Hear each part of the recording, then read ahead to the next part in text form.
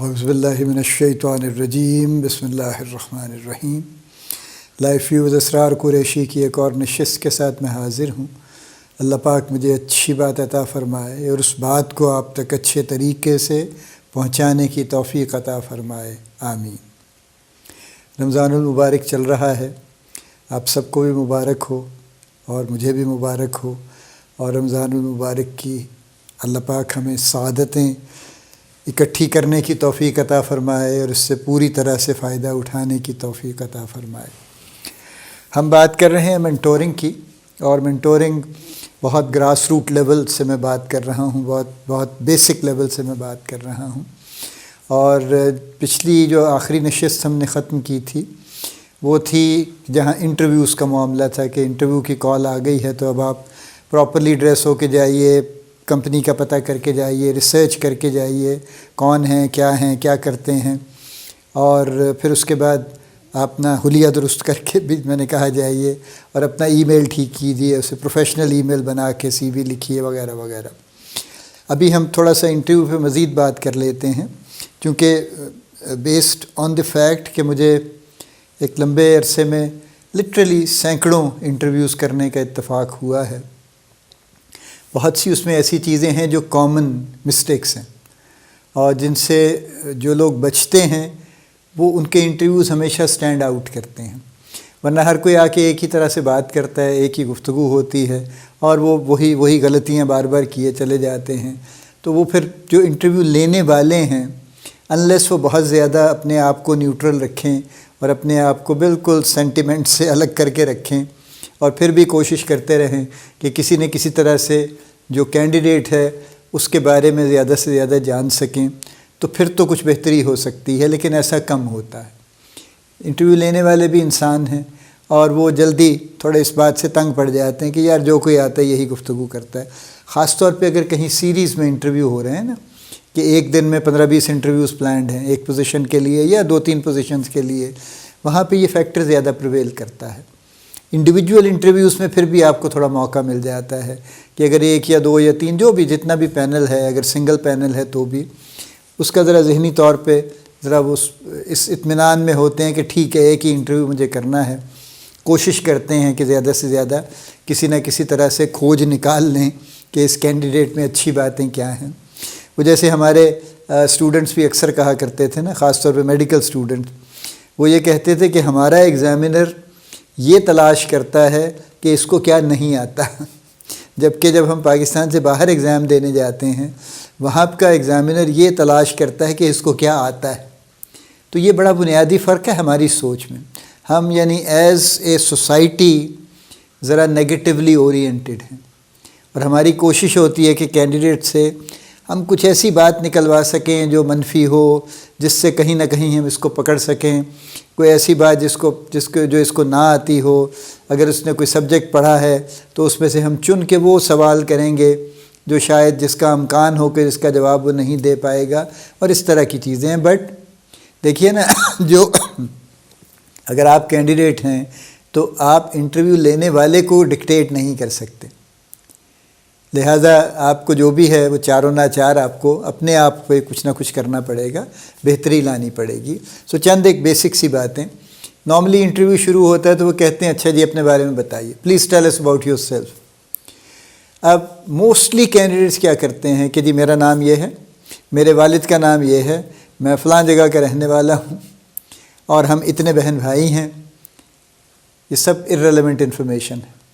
نام تو ظاہر ہے آپ کا، چلیے آپ نے دوبارہ بھی ریپیٹ کر دیا تو اتنی بڑی کوئی خرابی نہیں ہے، ادروائز آپ کا نام تو سامنے سی وی پہ لکھا ہوا ہے نا، آپ کا نام سے آپ کو بلایا گیا ہے کہ فلاں صاحب آ جائیں۔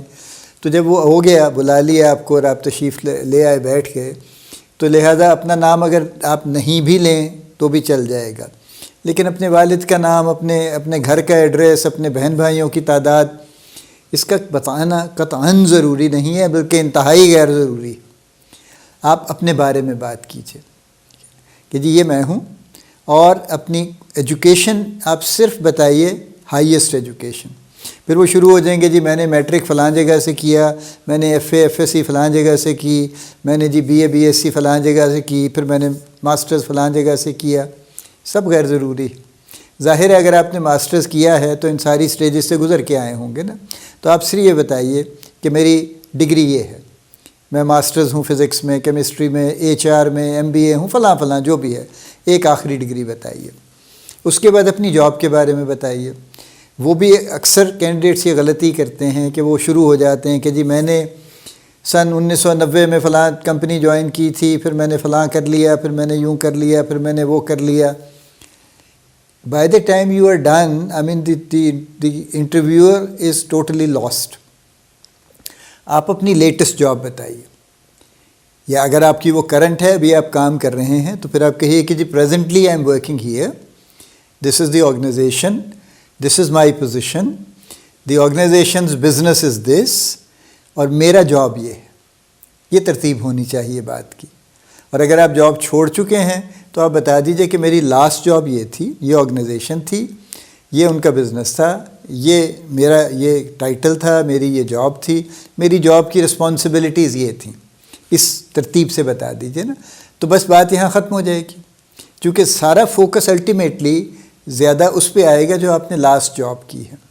ٹھیک ہے، انٹرویور بھی مختلف طرح کے ہوتے ہیں، بعض اوقات تو کریدتے رہتے ہیں کہ اچھا وہ پھر آپ نے سب سے پہلی جاب کیوں چھوڑی تھی اور پھر دوسری کیوں چھوڑی تھی، وہ پتہ نہیں کیا اس سے اسٹیبلش کرنا چاہتے ہیں. لیکن نارملی 2-3 پچھلی جابس جو قریب کی ہیں ان پہ بات ضرور ہوگی. پہلا میں نے کہا کہ اپنی تفصیل پرسنل بہت کیا بالکل بتانا نہیں چاہیے.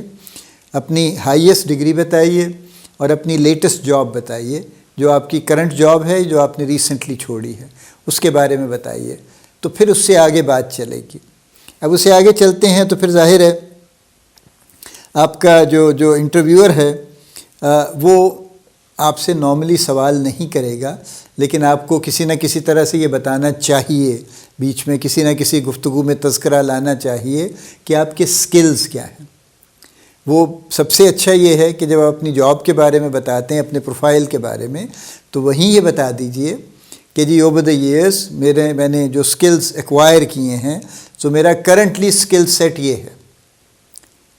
کچھ بھی ہو سکتا ہے نا. فار ایگزامپل اگر آپ کمپیوٹر ریلیٹڈ کر رہے ہیں کہ جی میں کمپیوٹر ہارڈ ویئر جانتا ہوں، میں سافٹ ویئر بھی جانتا ہوں، میں کوڈنگ جانتا ہوں، میں نیٹ ورکنگ جانتا ہوں، میں واٹ ایور.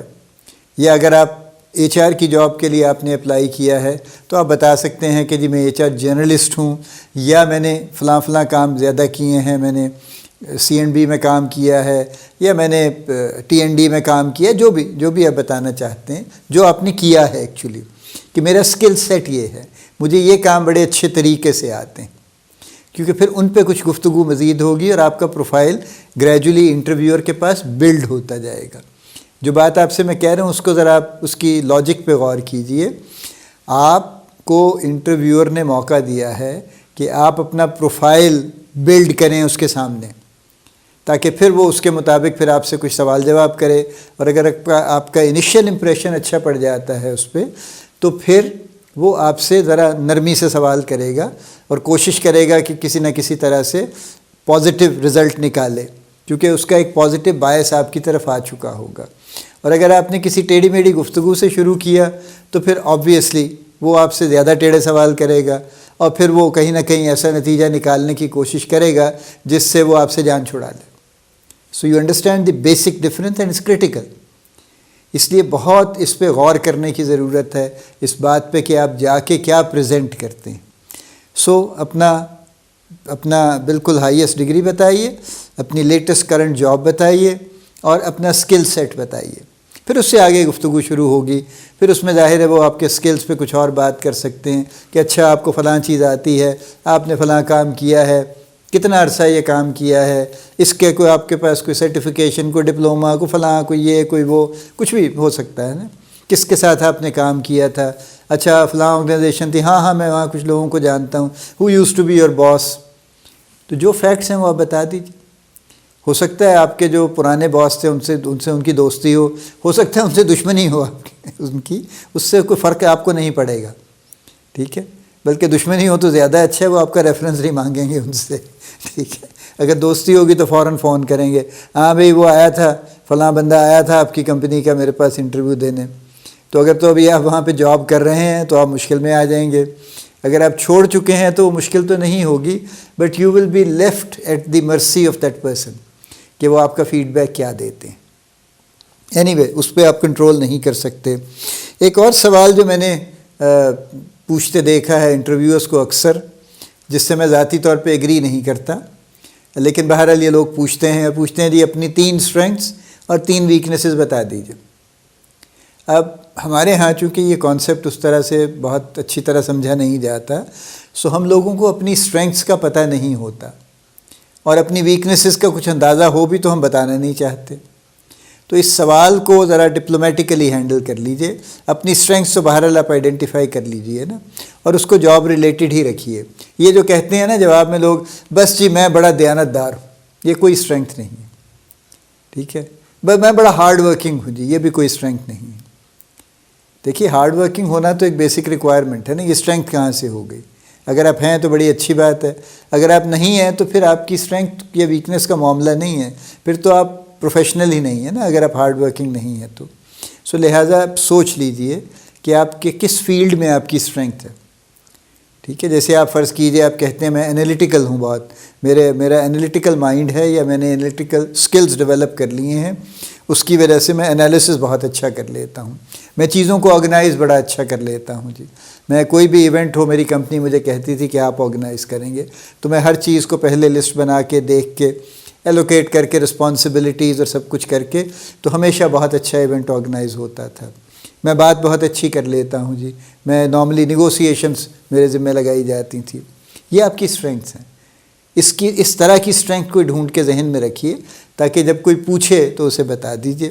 اور جو سوال ہے ویکنیسز کا، تو ویکنیسز دیکھیے آپ اس کو میں نے کہا نا ڈپلومیٹیکلی جواب دے دیجئے کہ جی we are all human beings, کوئی نہ کوئی ویکنیسز تو ایسی ہوتی ہیں یقیناً، لیکن میری کوئی ویکنیس ایسی نہیں ہے جو میرے کام میں رکاوٹ بنتی ہو، پیریڈ. اور ایک آخری سوال جو کیا جاتا ہے وہ یہ ہوتا ہے کہ آپ کی سیلری ایکسپیکٹیشن کیا ہے. وہ جی بس دیکھ لیں جی، پتہ نہیں جی، جیسے آپ مناسب سمجھیں جی، یہ ہے وہ ہے، یہ سب غیر ضروری باتیں. ٹھیک ہے، یا تو آپ اسٹریٹ اس پہ قائم رہیے کہ جی میری ایکسپیکٹیشن جو بھی ہے، لیکن آپ کی کمپنی کی جو پالیسی ہے آپ اس کے مطابق مجھے جو بھی دیں گے I am okay with that, if you are okay with that. اگر آپ if you are not okay with that تو پھر آپ ان کو بتا دیجئے کہ میری لاسٹ ران سیلری یہ تھی، میری ایکسپیکٹیشن یہ ہے. اب اس میں بھی ایک نقطہ ضرور ہے، وہ یہ ہے کہ کچھ لوگ کہتے ہیں کہ جی میری لاسٹ ران 50,000 تھی، اب میں 75,000 ایکسپیکٹ کر رہا ہوں. کیوں جی، کیا ہوا؟ مہینہ پہلے آپ نے جاب چھوڑی تھی اور ایگزیکٹلی وہی جاب آپ کو یہاں آفر ہو رہی ہے، تو ایک مہینے میں ایسا کیا ہو گیا ہے کہ آپ کو 50% ریز مل جانی چاہیے؟ ریزنیبل بات کیجئے نا.